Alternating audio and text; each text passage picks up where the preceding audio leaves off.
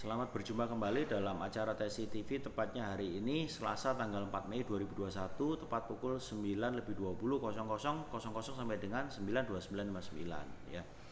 Nah, dalam acara video yang ketiga ini judulnya Wednesday Royce Mulyanto, kemudian Ketulusan 9.20 sampai dengan 9.29.59 Upgrade Sunday ya. Bahasa terjemahnya bagaimana ketulusan itu dibuat di video hari Rabu untuk upgrade hari Minggu ya, itu di situ. Nah, masalah tentang kehidupan ya, video ketiga ini membahas tentang ketulusan itu akan menghasilkan suatu kehidupan ya. Saya lihat itu banyak orang yang hidupnya itu biasa-biasa aja ya, biasa-biasa aja mah ya, nggak usah kehidupan sing mewah ya toh, sing biasa-biasa aja, normal-normal, anaknya juga banyak kok, minimal 2 ya. Tapi kenapa kok ini diberikan sama Tuhan sampai 7 bulan terus habis gitu diambil ya, seperti istilahnya sandiwara juga gitu loh.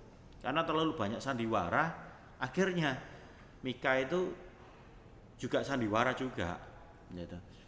Istilahnya DC ya toh. Sebentar aja dikasih kemudian tidak ada ya toh. Nah, nanti suatu hari kalau kita tulus mungkin balik lagi ya, itu amin ya toh. Balik lagi ya toh, dengan tubuh yang lain, istilahnya gitu, nyawanya sama. Nah, Royce harapkan Mama juga bisa ngasih tahu Papa. Saya kemarin ya tanggal 3 Mei 2021 itu sekitar jam setengah 3 pagi itu bangun, tiba-tiba punya pemikiran ya, bahwa tangan itu lebih cepat daripada mulut ya. Kalau ketulusan itu tangan lebih cepat daripada mulut, jadi nggak usah kebanyakan ngomong, sing penting tangannya itu jalan. Lah tangan tergantung kaki, kakinya itu melangkah kemana, tangannya jalan, baru ngomong, baru mulut ya. Kalau sandiwara kebanyakan mulut baru tangan ya toh, itu gitu. Kebanyakan mulut dulu baru kaki melangkah, baru tangan jalan, istilahnya gitu. Jadi kaki ini juga dilibatkan kemana arahnya Mama itu, kemana, ke tempat nari atau ke tempat kantor atau ke tempat bank atau ke tempat mana ya, baru tangannya jalan, baru mulutnya jalan, istilahnya gitu ya. Nah, saya itu membiasakan diri untuk memahami pertanyaannya Tuhan dulu, seperti di video yang kedua tadi ya. Baru kita bisa menjawab, oh pertanyaan Tuhan bahwa saya harus tulus supaya terjadi suatu kehidupan.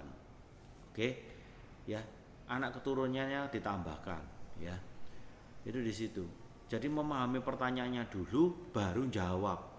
Baru namanya 3 ada sukacita ya. Karena jawabannya sesuai ya.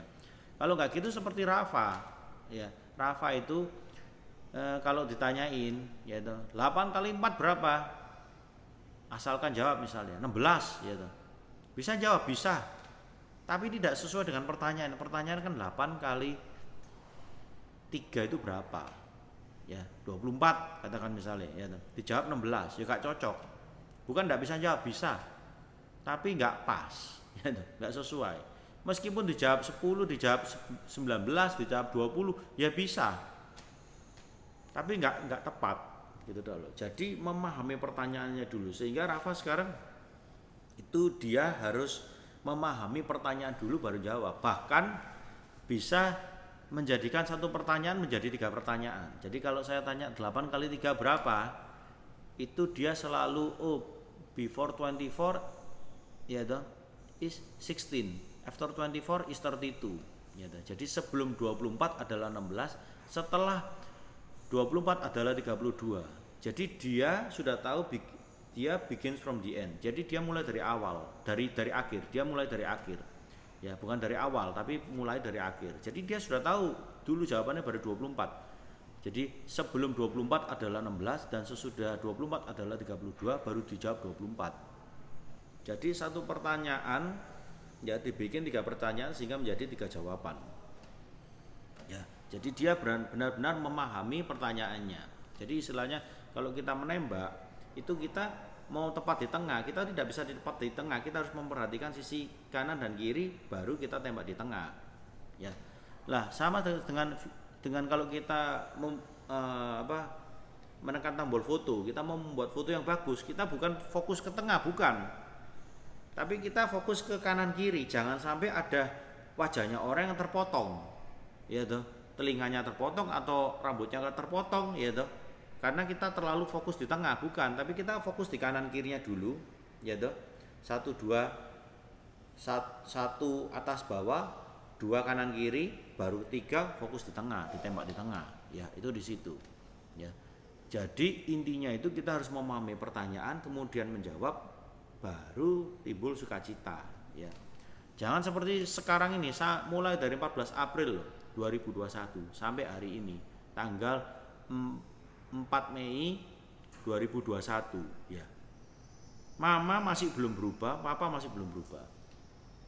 Jadi kesannya seperti ini, ya wis, ya toh. Mika ndak ada kan anaknya Royce, ya toh. Wis mari, ya toh. Selanjutnya ya apa? Ya urusannya dhewe, ya toh. Royce urusan dhewe, papa urusan dhewe, mama urusan dhewe. Kerja karepe dhewe. Lho ndak apa-apa asalkan ndak dihak saya, ya toh.